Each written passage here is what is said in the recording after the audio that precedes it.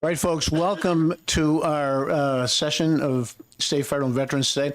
We always start on time because we have, this is Veterans Committee, but we have one member who is just parking, and as a courtesy to that member, we'll hold off on the pledge just a couple minutes to let him get here since he came all the way from Hooksett. So we'll be starting in just a couple minutes.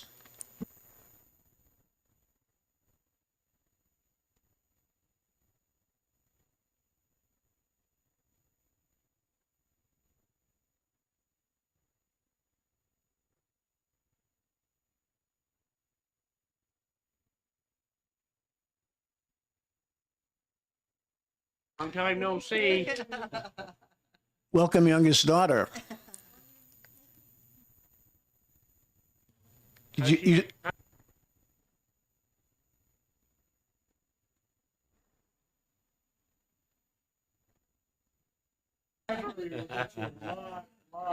and I understand you're the smartest daughter too?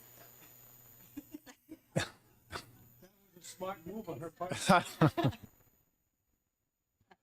I told Christina we don't expect much controversy today, so I'm trying to create some, but we're still waiting for Representative Levitt.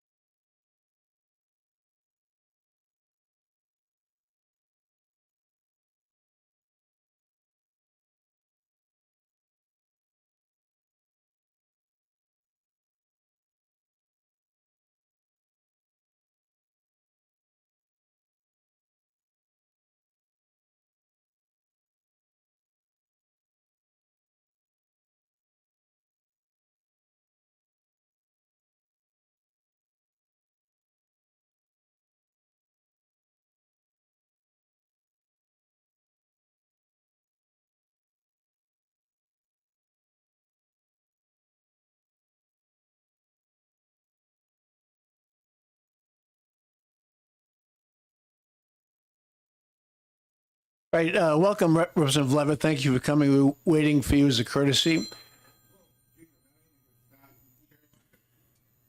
Driving the breakdown lane. We heard there was some trouble out there. All right, at this time, Representative Lundgren, Dr. Lundgren, who did such a wonderful PISC, if you would lead us in the pledge.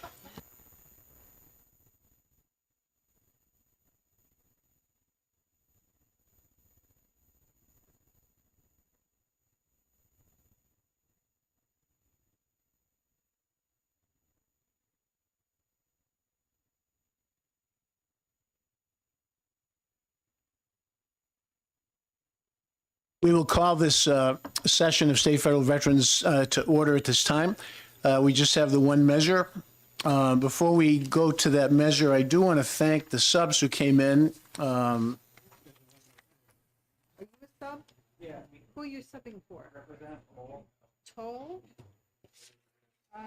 Is that Representative Gallagher? Okay. Okay, yeah, he's usually over here. This is fine.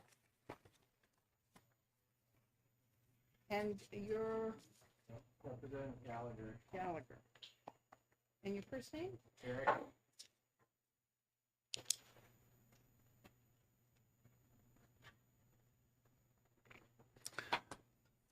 Okay, as I was saying, I want to thank our subs for coming today for just the one measure. Representative Gallagher just came in. Representative Schuett, welcome. Representative Connie Lane has been here before. Thank you, Representative Lane. And Representative Jones, I saw, welcome to you as well. A couple of quick housekeeping things. FYI, the last time we met, we did kind of, I don't want to say hurried through, but we got through and passed SB 317. That was with regard to the trade agreement with New Hampshire and Ireland. And FYI, the governor did sign that yesterday, just in time for St. Patrick's Day. So one of our bills that we have moved through has already been signed into law, and hopefully there will be others before the end of the year. We have the one interim study measure that's HB 1041. That is the one with regard to the USS Liberty. Representative Mannion has agreed to chair a subcommittee on that. So we will need to, and I've talked to a couple people already about possibly serving on the interim study committee with Representative Mannion. Maybe before we all leave today, we can nail down who else will work with you on that subcommittee. The one interim study subcommittee, again, on HB 1041. I do not know yet how many, if any, Senate bills will come to us. Last year, I think we had just one or two. So I can't tell you yet. If we don't get any, then this would be our last session. I suspect there'll probably be a couple, but I do not know that yet. Okay, at this time, we have the one measure, which is House Resolution 31. Representative Mannion, we'll look to you for a motion. I motion to amend, what is this, 0599H to the House Resolution 31. Okay, so we're talking about HR 31, and you're introducing an amendment to HR 31. Yes. Okay, do we have a second for Representative Gagny seconds that? Representative Mannion, would you like to speak to your amendment to HR 31? Yeah, so the language came from the prime sponsor. It was mostly, the entire amendment is replacing just the references to the name of the act that this resolution is for. It changes it to Design Patent Term Extension Act from the Dignity Through Prosperity Act, because the actual name is the Design Patent Term Extension Act. Representative Gagny, anything to add? You know, it's self-explanatory. I don't think we have to have a heavy debate on this one, in my opinion. Thank you, Representative Gagny. Yes. I don't believe we've had a public hearing yet, so I don't think it's appropriate to introduce the amendment yet. So our executive session is at 1:15. Yes, you're correct. Sorry. Thank you, Christina. Yes, according to the schedule, although Representative Sweeney and the constituent that he put this measure in for have been here in the past, we were not able to officially, formally have the hearing. He could not be here the first time, and then something came up the second time. Thank you, Christina. So according to the calendar, our hearing is, which I convened with my gavel, was slated for 1 p.m. So we're going to have to backtrack. We'll have to have you reintroduce that once I close the hearing. And are there any pink cards? Is there anyone here who would like to speak to HR 31? Seeing none and seeing no pink cards, I will close the hearing, the 1 p.m. hearing on HR 31. And at this time, we'll go to executive session. Representative Sherliff. Thank you, Mr. Chairman. Just a couple of points. First of all, the amendment is, just for the record, is Amendment 0599H that has replaced the original bill. The other question I have, Mr. Chairman, is the fact that what the bill is asking us to do is to notify our congressional delegation to support the Design Patent Term Extension Act, which is before Congress at this time. Are all the whereases we see in this amendment, does that include the entire act, or are there other parts of the act that we haven't seen? Thank you for the question, Representative Sherliff. I honestly have not read the Design Patent Term Extension Act. It's, as you mentioned, it is in Congress. And again, the last, on line 24, the last part of it does say it directs, should this pass, the resolution calls for our House of Representatives to direct our federal delegation to actively support and advocate for the passage of the Design Patent Term Extension Act. So I have not honestly read that whole act. Our focus was on the part of it to support Representative Sweeney's constituent. What are your thoughts? Well, I just point out, Mr. Chairman, I have all the faith in the world in Representative Sweeney and what he's presenting to this committee. My only concern is if there be something, a part of that act, we're asking our delegation to support the entire bill that's coming before Congress, and we don't know what else might be in there. It could be something that would not be in the best interest of the New Hampshire House. That is my only concern, and I wanted to bring it to the attention of the chair. Thank you, Representative. I think that's a good point and a fair concern. My response would be, were this to pass, and if there was something in the federal act that's in consideration in Washington, if any members of our federal delegation saw anything untoward or something they could not support in the act, then they obviously I would trust that they would vote the way they needed to vote, and if they ended up voting against it, then they vote against it. Yeah. Thank you. Thank you. Representative Jones. Thank you. I also am not familiar with the bill, but can I ask, is the actual purpose of the bill, or maybe the constituent who sent it forward would know, it's just to help competition on patented meds, right? Is that correct? Thank you for the question. I read the original, and I candidly, very frankly, I did not fully understand the intent of it, which is why I pressed Representative Sweeney to help us to clarify the intent. I was hoping he would be here today, and he had to be elsewhere. So in his absence, I will say that he was here. This is a constituent inspired resolution, and he was here with a constituent wheelchair bound who had developed some improvisation that to assist people. I don't know if handicap's the right word, but people with challenges or whatever. So on line 14 it says, whereas the act in question, the Design Patent Term Extension Act, whereas the act aligns the protection of aesthetic, non-functional aspects of useful articles with the principles of fairness and equity, similar to copyright protection. My understanding is that this was a way to support the notion of someone in the handicapped community who came up with an innovation in promoting patent protection for that community. Thank you for that clarity. I'm not sure how much clearer that is, but I like I said, I wish Representative Sweeney was here. Representative Mannion, please. It was explained to me. So the idea here is that the design patents would have their terms extended to be similar in line with the current copyright law, and specifically to help those, they call it permanent health conditions in the bill, and to help people with that, allow them more financial independence on the longer term. Right, permanent health condition is a euphemism, or it's another way, as I interpret it, somebody who's permanently disabled. that right? Someone, I saw another hand, Representative Chair. Gagny, did you have a hand up? I've been raising my hand for 5 minutes. Oh, I'm so sorry, Representative Short. Thank please. you. I'll be honest with you. I did not know that there was a proposed amendment, and the language to me is quite different from the original.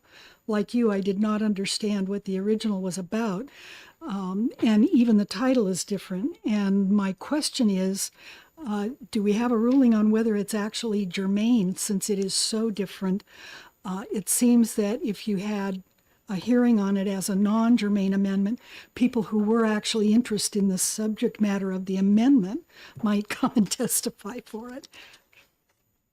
Thank you, Representative. In terms of the germaneness to the original, I read both, and as I just said, and as you just reiterated, I had a hard time understanding the original, which is why we asked for the amendment. And there's enough language, I think, in comparing the original with the amended version that I would say that germaneness is not an issue. Well, my point is that people looking at the amendment might be interested in it. Probably looking at the original, they would not. And none of the public out there knew about the amendment. Right, we did.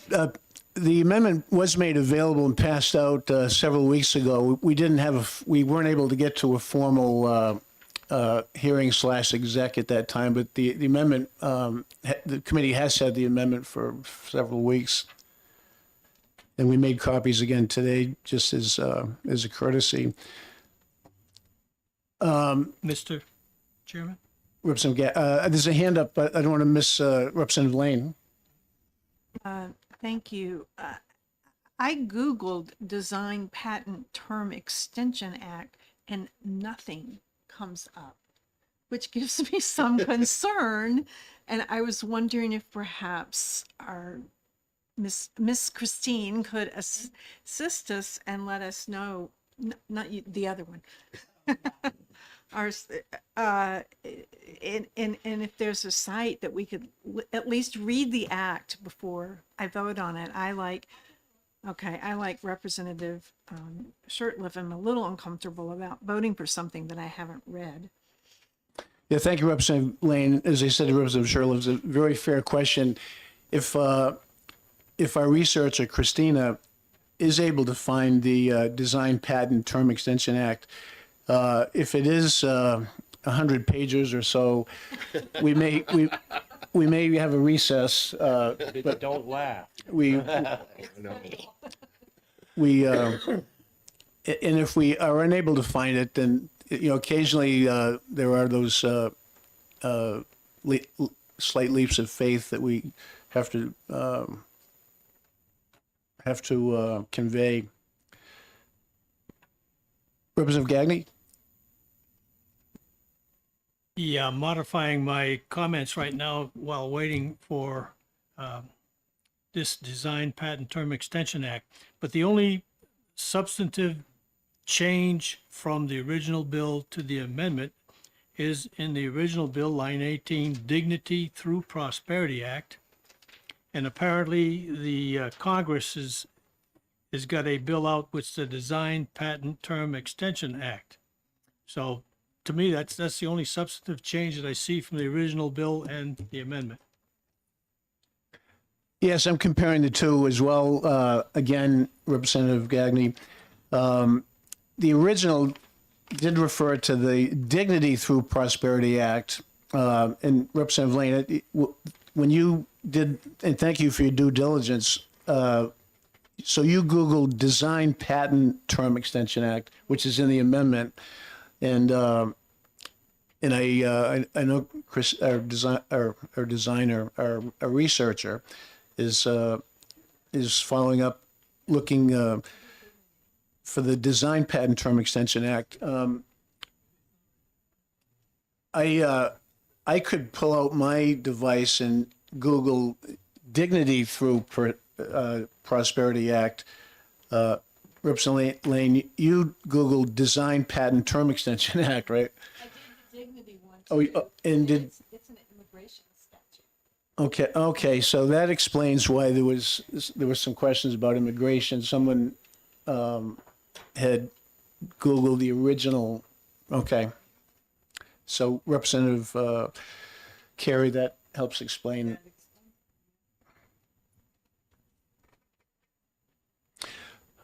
Yes, Representative Lloyd.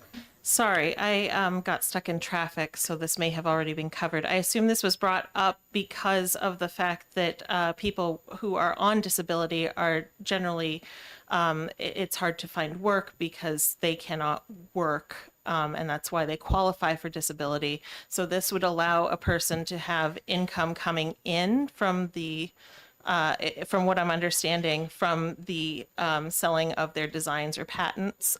Okay, thank you. Yes, Representative Manning, you were shaking your head. Do you want to speak to that?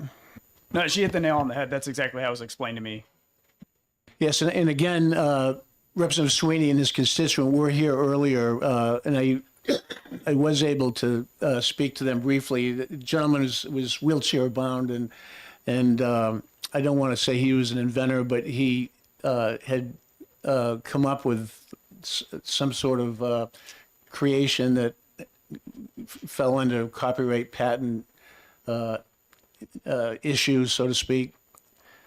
And again, my interpretation of the intent of the sponsor was to support folks in his situation and condition getting fair consideration for patent extensions. Yes, Representative Siebert. Trying to like word this correctly. I guess what I'm saying is that when it comes to getting a patent, it's less about an extension of a current patent. It's about them getting a patent. But if they didn't apply for it first, this would give them preferential treatment essentially because of their disability, or. I wouldn't, thank you for your common question. I don't see that as preferential treatment as I read this. I see it as a request or a resolution promoting fair treatment as opposed to preferential.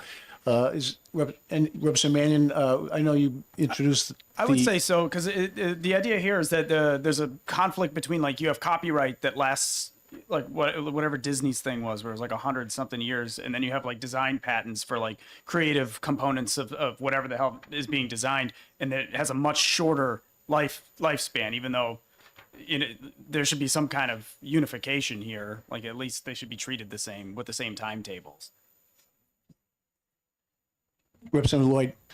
Well, I kind of, I guess the biggest question I would have, thank you, Mr. Chairman, by the way. The biggest question that I would have with this is this for new patents being submitted, or is this for continuing an ongoing patent? Yeah. If it's continuing an ongoing patent, then the work for that patent would have happened prior, potentially, to this person's disability to be able to continue earning off of that patent, in my opinion. But thank you for the question. Is in terms of if this applies to a new patent situation or an ongoing. Representative Mannion, in the whereas clause, what's this, in the amended version, it does say extend the lifetime design patent terms to individuals. Yeah, so it would give them longer, extend existing. Does that kind of speak to your question? Representative Short.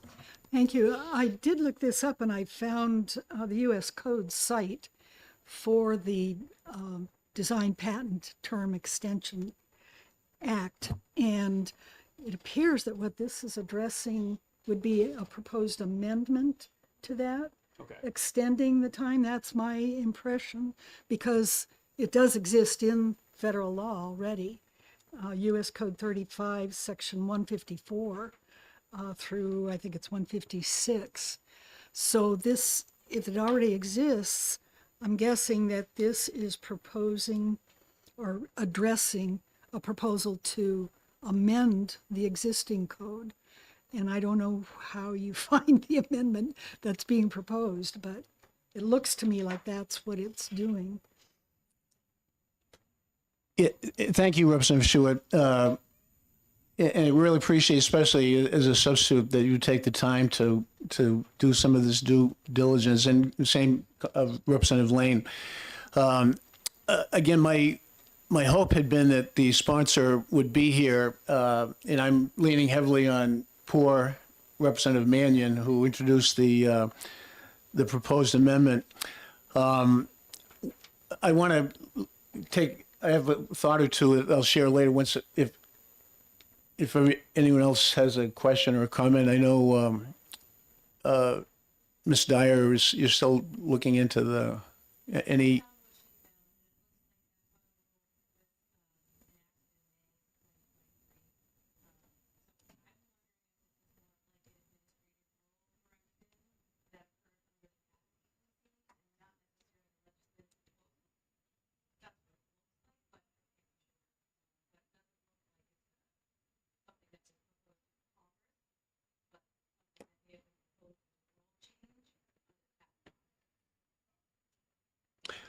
Representative Gallagher. So, as a substitute, I'd just like to note that in my home committee, at least, municipal and county government, we just kind of on general principle vote ITL on any bill where the prime sponsor doesn't show up to introduce it to us, because it's precisely because of situations like this where people end up having a lot of questions that really only the prime sponsor would be capable of answering adequately, due to, you know, it really being like really figuring out what his intent was here with it. Like, I don't think any of us can adequately answer that question for him. Yeah, thank you, Representative Gallagher. I have to point out, this is not a bill, this is a resolution. Yes, and some of you may recall, this was initially scheduled, and the prime sponsor asked that it be rescheduled because he was unable to be here, and we weren't able to work it in to schedule-wise to a subsequent session, which is why we have the hearing and now the exec session on this today. I have a couple of thoughts, but thank you for that. But I want to see if anyone else has any. Yes, Representative Jones. Thank you, Mr. Chair. May I ask your researcher a question? Sure. Proceed. Thank you. Is I believe there's something in there that says this only deals with pre-market patent approval, so it's only a short time. Is that correct? I actually think I just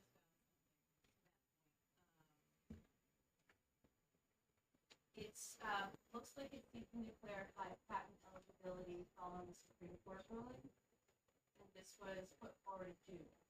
So let me see if I can push it out, and maybe just the article on the newspaper and not necessarily 100 pages. That was my question when you mentioned printout. How big was it have to be? Or seeing you're right on that, would you be able to paraphrase or summarize the essence of it?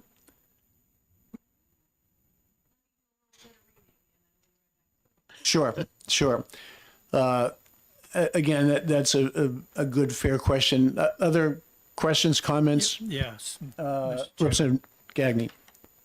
Right now, I feel like a sailor on ship who's just lost all communications, lost steering, and my GPS is not working. And, you know, I listened to Representative Gallagher's comments. It's a good comment. However, if it comes to the point where I still can't make up my mind, I would probably recommend something like interim study and give it a soft landing, so to speak.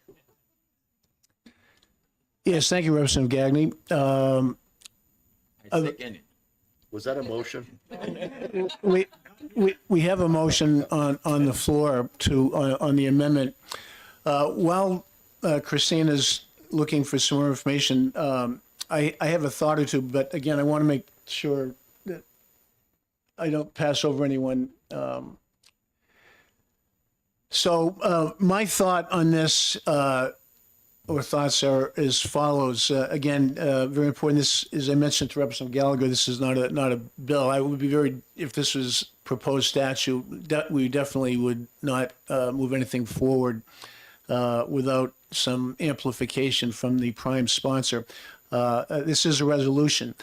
And I have met and most of us have, probably all of us have had constituent requests for different types of support. I put in a number of bills and resolutions for constituents of varying types. And we want to support, obviously, our constituents when we can by introducing bills or resolutions, which is what Representative Sweeney did here. And I did meet the constituent in question. As I've already said several times, I had a hard time understanding the original, and the amendment I am understanding better. Essentially, what this comes down to is a legislator put a resolution in to support a handicapped, if I can use that word, constituent. And thank you for, I didn't anticipate all the questions, and these are all good questions. That's why we're here on this resolution. The way that and I'll figure out how I'm going to vote shortly. The way I look at it, the way I feel about it is I'm inclined to support the intent and to support the resolution. It's not a bill, it's a resolution aimed at supporting a handicapped constituent. Now, Representative Shurtleff's question was an excellent question. And we've already addressed that, or I've spoken to that, in that this directs our federal delegation to actively support and advocate for the passage of this congressional act that Christine is looking into. As I said to the representative from Pennacook, that's if something were to come out that was untoward, then the federal delegation certainly, as I said earlier, could not support it, and that would be fine. I consider the way that I would see this moving forward, and again, we'll vote on it on the amendment, and would be to have this move forward, have the resolution move forward, and then before it comes to the full House in 2 weeks, the prime sponsor could address and would address, and I would ask him to address any and all questions. And if he cannot answer the questions to our satisfaction, to include the subs who are here today, have taken time to work on this, then we could vote it down in the House. Whereas if we, ITL this type of resolution, that kind of hurts my heart a little bit, given the intent of this. This is not like a climate resolution. It's for one constituent in need. That's how I see it. Mr. Chair? Representative Jones, I saw your hand. Thank you, Mr. Chair. For procedure purposes, wouldn't it be okay to do the amendment, because that gives it clarity on what the actual bill is where we're having the problem? But that would put the wording in that we need, and then from there we could take the amended resolution and do OTP, ITL, and intermittent, or whatever way you want to do it. Mr. Chair? Thank you, Representative. Good point. We have a motion on the floor. Representative Schuett? Yes, procedurally, you would have another alternative. If it comes to the floor in 2 weeks, you could still move to recommit it to committee and then perhaps have it come back and do interim study or something rather than actually kill it. Yes, thank you. We were looking to recommit a measure earlier. There's a timeline in terms of getting, if it is recommitted, to reconvene this committee for this one resolution. That would not be my first choice, given the nature of the resolution and everybody's time. To do this again for this seems like to me, seems like a lot of time and effort and expense that I would want to avoid if I could. This is my thoughts are if this was a bill or a high-profile resolution, that would be easier to do that than something given the nature of this. So, Representative Lloyd. Sorry, one more question before we would make any potential movements on these. Has anybody from Americans with Disabilities weighed in on this at all? Because I know that they tend to prefer to have some sort of say and have a seat kind of at the table in order to understand better the situation going on. Yeah, thank you for the question. We have received nothing from any lobbyist or anyone from any organization. And I know that there are the lobbyist folks, people look at every single thing that LSR, these are all scrutinized very closely. Now, maybe they did and they didn't understand it, but.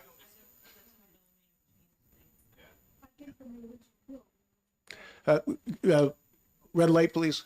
I'm just saying from the original bill, they probably wouldn't have even known it applied to them or their people. Yes, I agree. Representative Sherliff.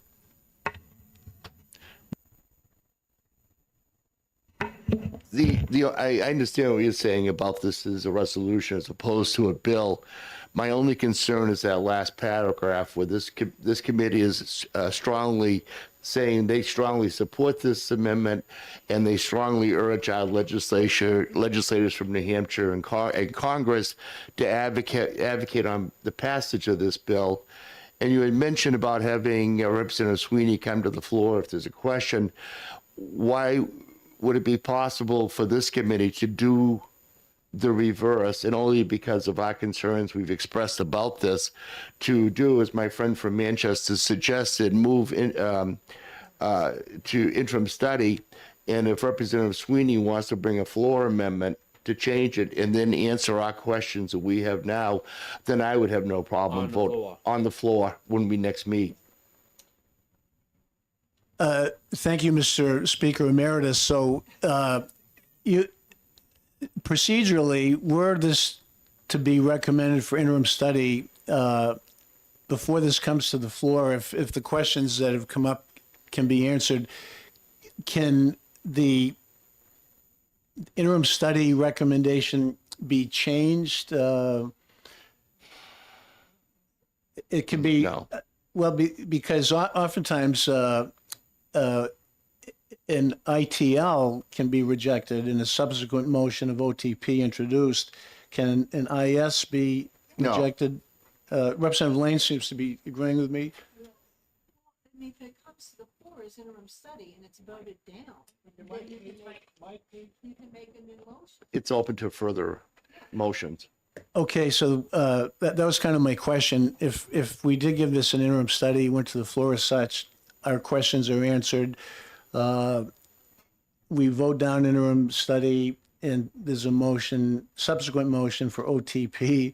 That process, that procedure sequence could work. Exactly. I would think if the chair of the committee got up and explained to the House that you wanted them to kill the interim study motion and address the proposed amendment and bill, that would probably hold a lot of weight. I'd prefer that you would explain it all, Representative Stewart, but that would be my job. We've had some very active subs in this committee, and we don't discourage their participation. So with the motion on the floor is to adopt the amendment, and then so let's vote on the amendment, the measure as amended, and whether to accept the amendment, and then we can have a subsequent motion of IS, OTP, ITL. So I want to, if there's no other hands, I'd like to move the question on the amendment. And the motion, Madam Clerk, is on amendment 0599H So the motion is to amend the measure with this amendment, seconded by Representative Gagny. So on the amendment, if you would read the roll. Sure. Representative Rollins. Yes. Representative Lundgren. Yes. Representative Levitt. Aye. Representative Gagny. Yes. Representative Piemonte. Yes. Representative Mannion. Yes. Representative Shirtliff. Yes. Representative Lane. Yes. Representative Schuett. Yes. Representative Carey, yes. Representative Gallagher. Yes. Representative Judy. Oui, madame. Oui. Representative Lloyd. Yes. Representative Jones. Yes. Representative Siebert. Yes. And Yes. the chair. Thank- Yes. Okay, 1, 2, 3, 4, 5, 6, 7, 8, 9, 10, 11, 12, 13, 14, 15, 16. Does that sound right? 16? 16-0. Yep. So the amendment is approved. So now we're dealing with the amended House resolution with the amendment that we just approved. So now what to do with the amended resolution? Mr. Chairman, Representative would Shirley. it be appropriate for me now to make a motion that we move interim study on this bill? You can make a motion anytime. Yeah, no, well, Trying to be nice to you. I don't want to be too candid. I don't want to be all that candid, but I would move interim study, but I think it might be better if it came from this side of the aisle. For possibly from the Democratic side of this committee. Understood. So I sense there's some interest in making a motion. I'll second. Is there any, before we go to is there any, the motion hasn't been made yet officially. Oh. Is there any other, Thought I just made it, Mr. oh, Chairman. okay, is there, okay, there is a motion, okay. But is there a second? I thought I heard a I second. second. So the motion is interim study from Representative Shirtliff with a second from Representative Lloyd. Representative Shirtliff, would you care to speak to your motion? Thank you, Mr. Chairman. I think we've all been here. We've heard the discussion on this bill.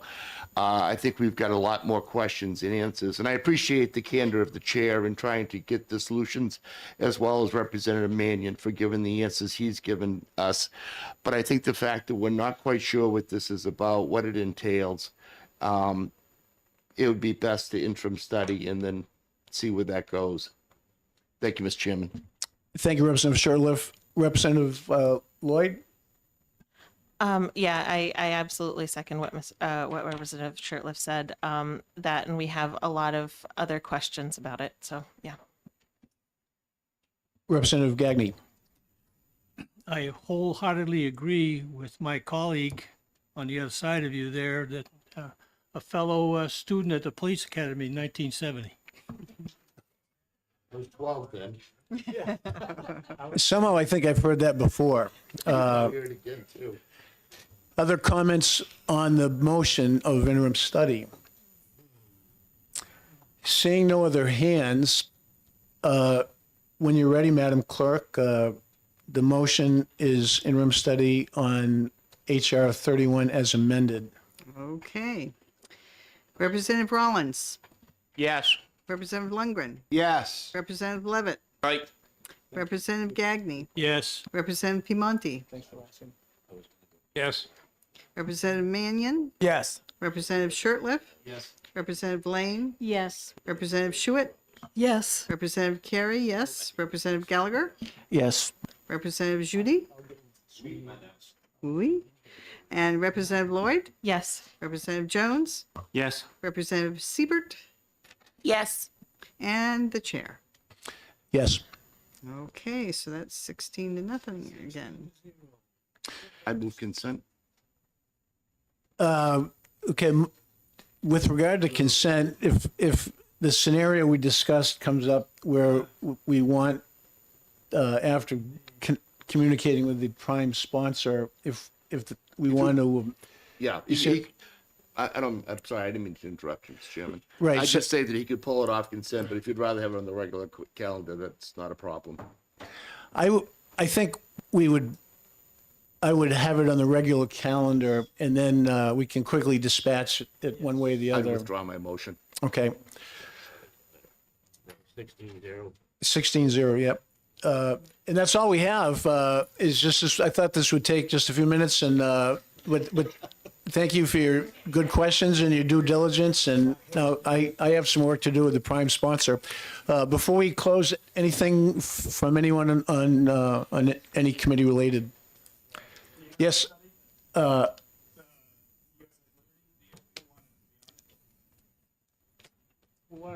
Oh, yeah, yes. Thank you, Representative Mannion. So on, I'd like to have at least three or more folks, at least three, a couple others to work with Representative Mannion. Representative Gaddy, I mentioned it to you. You're a Navy guy. It may.